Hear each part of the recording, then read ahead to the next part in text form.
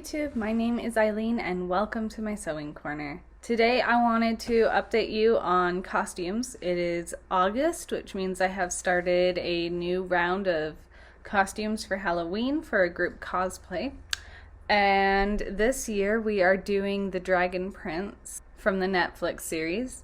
And I'm going to be starting this costume series with the Dragon Prince, Azymondias. My son will be dressing up as Azymondias. Last year he was Aang, which you can find that video. I'll link it below. But this is the costume I made. And so to start with, I had a blue onesie. And the first thing I had to do was pick a patch off of it. To pick the patch off, I followed a tutorial. I will link that tutorial below. It originally had a monkey on the side.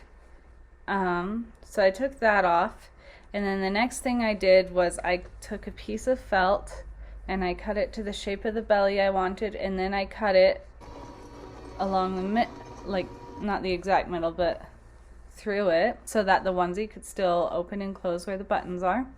And then I sewed around, and then I sewed across just to get those nice little dragon belly lines. The next thing I did is I took some white felt and I cut it into a bunch of triangles, but not separated. They were still connected as a strip of triangles, as you can see here. And I connected those, there's 4 triangles on each sleeve and foot of the onesie, and that's how I got the claws. I chose 4 because as I looked at the artwork of Azymondias, I realized that he did have 4 claws on each foot. I was originally going to do 3, but you know, want it to be more accurate, so yeah. I did the same kind of thing on the back, but instead of just 4 triangles, I did a big long strip of them. And I actually ended up doing 2 strips of triangles down the back. So this one goes to here, and the next one starts. And it doesn't go all the way down the tail because Azymondias's, or Zym's, what would those even be called? His spine horns? His spine horns don't go all the way down his tail. Then I took some faux fur, and this is the same faux fur that I have used in the past. I'm just reusing some of the older costumes, so this was used in the Naofumi costume.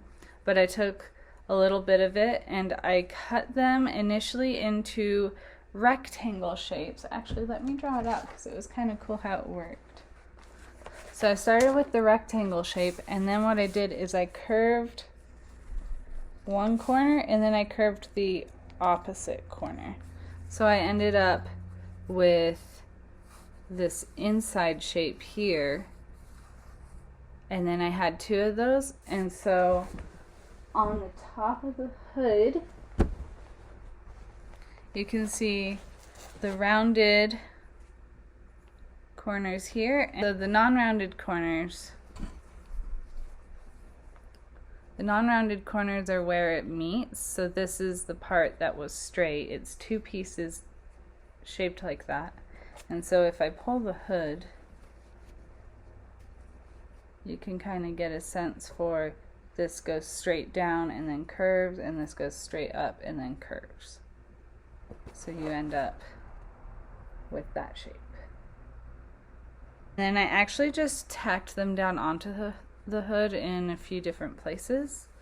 I didn't want to go around just because I didn't want it to mess up how the hood fits over Lewis's head. Then I made the horns after that. And the horns, I think, are what I'm most proud of in this costume because they were the trickiest to figure out. I considered making them out of sculpting clay. I considered making them out of just exposed foam. But in the end, I decided I wanted this costume to be completely washable, as it is going to be on a child. a 1-year-old. He's not 1 yet. He'll be 1 year old for Halloween. So what I ended up doing is just making little cones of fabric with extra fabric hanging off the end, and I sewed those into the triangle shape, and then I stuffed it with some scrap fabric, so it's actually stuffed with the same fabric it's made out of, and then I kind of just bent the edges underneath, pinned it on, and sewed around the circumference of each horn so that I have the 4 on the forehead. And I know it's not exactly symmetrical. I tried my best, but it's hard. And then there's 6 more horns that are longer on the back of the head. And I used the same process for each of those, sewing around the base. So if you look in the hood, you can see the circles where it has been sewn, there and there and there, and then those little ones. I hope the camera is picking up on that. It looks like it is to me.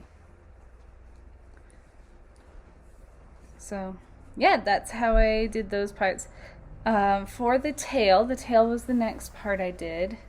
I took some of this light blue fabric and the dark blue fabric, and I basically cut a super long trapezoid, but long vertically, trapezoid, and then a super long triangle, and I just stitched them together. And then at the base, I made sure that the top part of the tail went towards the back, and the bottom part of the tail, actually this dark blue, goes towards the inseam of the costume. And that's how it looks more 3D, despite the fact that I did not stuff this with anything. I didn't want to add extra weight, especially because when Lewis is 1 year old, he should just be starting to walk, and I don't want to throw off his balance too much. And this costume also has wings, so I just thought it would be better for balance to not stuff the tail. And then I added this tuft, and again, it's the same fur that's on the head, and I just cut a little rectangle of it and sewed it on and sewed it together right here, and I made sure all the hair was going the same way. That's the other thing with this costume. You have to make sure all the hair is going the same way, even for multiple pieces next to each other, and that can be tricky sometimes. I actually had to cut one of these out twice because I had cut it the wrong way the first time. Okay, and then we've got the wings. So the wings, I followed a tutorial, which I will also link below, to do these wings, and I decided not to add seams from like the apex of the wing to the little tips, because upon looking at Azymondias artwork, his wings, while they do have kind of a crumple effect to them, they don't really have those specific bones or veins or whatever it is that does that. They're more just flaps. So yeah, well, basically took the fabric, cut out the shapes I wanted, and each wing has 2 of each shape, so I cut out 2 of these for the front and back, and 2 of these for the front and back, and then the same on this wing. So I ended up cutting out 4 of each shape. There's only 2 shapes.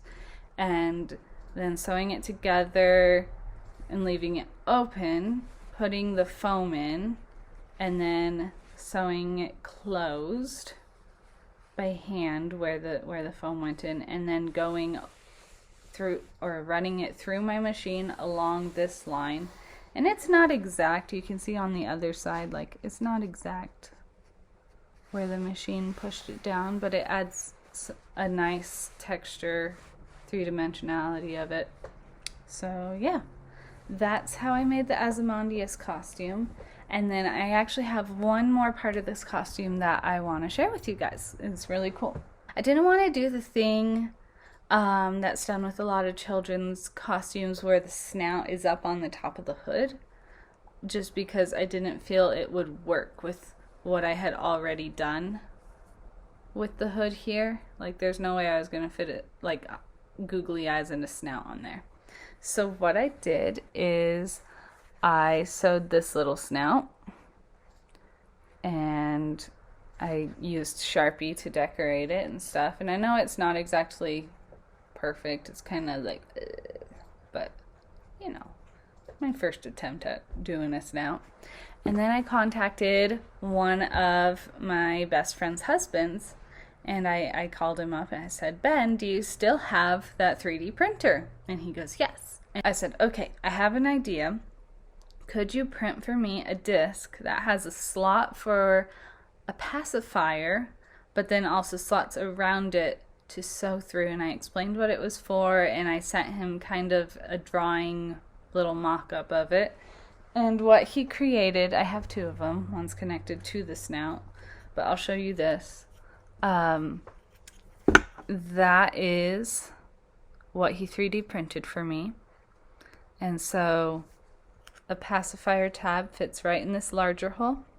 And then I was able to use these smaller holes to run a thread and needle through. And what I end up with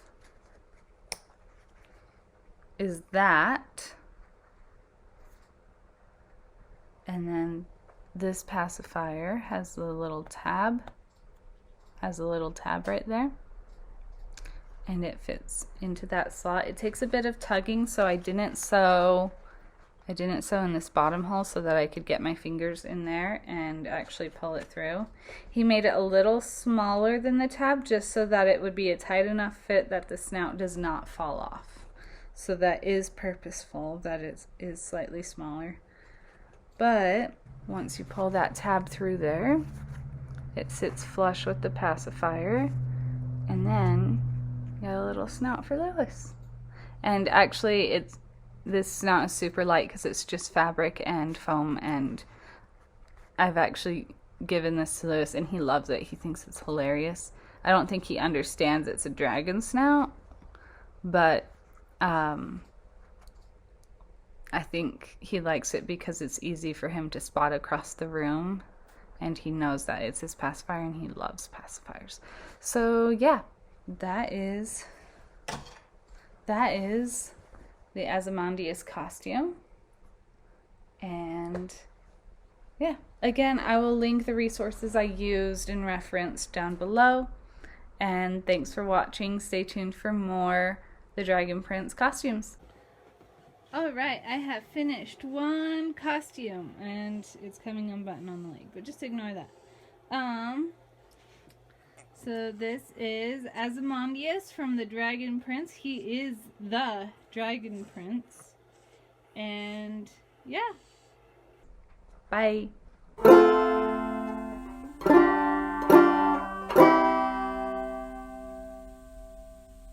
Just as an aside, the reason I have not been filming the making of these is because I'm only able to fit in a little bit of I'm only able to fit in time to make it between doing other things. And so it's like, do this part for 5 minutes, do something else, do this part for 5 minutes. And then the other times where I do have a little bit more time to do it is usually way, way, way late at night when everyone's already asleep and I'm in my jammies and I'm not feeling like filming. So because that's kind of what my schedule looks like, that's why I'm not filming the process, but rather showing you the finished product. The next video to come up will be the Opelli costume.